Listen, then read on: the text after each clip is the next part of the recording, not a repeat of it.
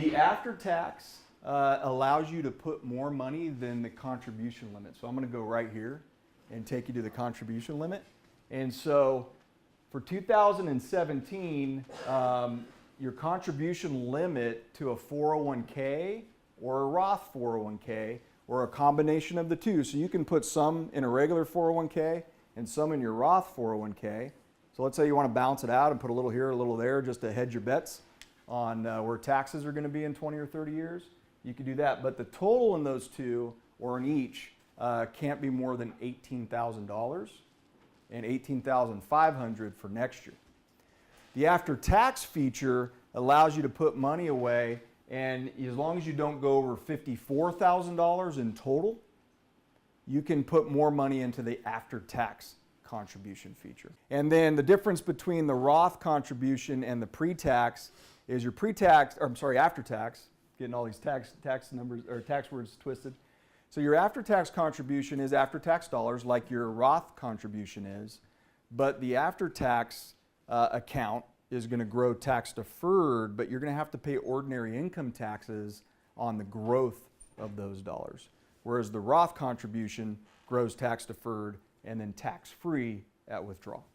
So that's the other big difference. So you might use an after-tax contribution if you say, hey, I've put in my $18,500 for 2018, I'm making a ton of money, I got all this extra cash, I've also funded my Roth IRA or my individual traditional IRA, I got even more money that I want to save for retirement, then maybe you want to do the after-tax contribution into your 401k plan. If your plan allows for it. Every plan's a little bit different. Not all plans have a Roth 401k either. And that's something that's come about in the last few years. Plans have had to amend their plans to put that in. It's going to include the match. So it's total inside of your retirement accounts. Yeah. So like a profit sharing too, if they put money away for your profit sharing, the most you can get to is $54,000 in 17 and $55,000 in 18. We'll get into some of the deductibility exclusions and things like that. I have the numbers written down if you want. They change every single year. You don't need to memorize them. Your CPA, your accountant's not going to memorize them. They're going to look them up. But we'll get into some of that if you'd like. Oh, please don't. So, I thought you were into numbers. I thought you loved numbers. Now, if you're over age 50, you have the option of putting in an additional $6,000 in what's called a catch-up provision. And so basically what the government said is we've got a lot of individuals over 50 who haven't saved enough for retirement. We want to give them the ability to catch up.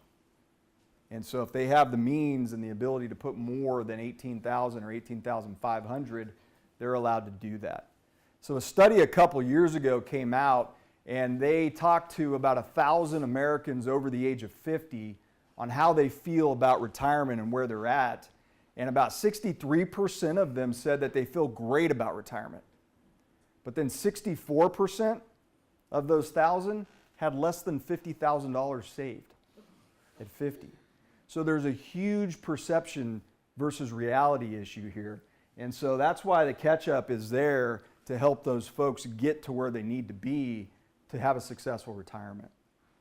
But that's the reality for a lot of individuals, and that's why Social Security is very, very important for people nearing retirement, is most people either don't have a 401k or retirement savings, or they have very little.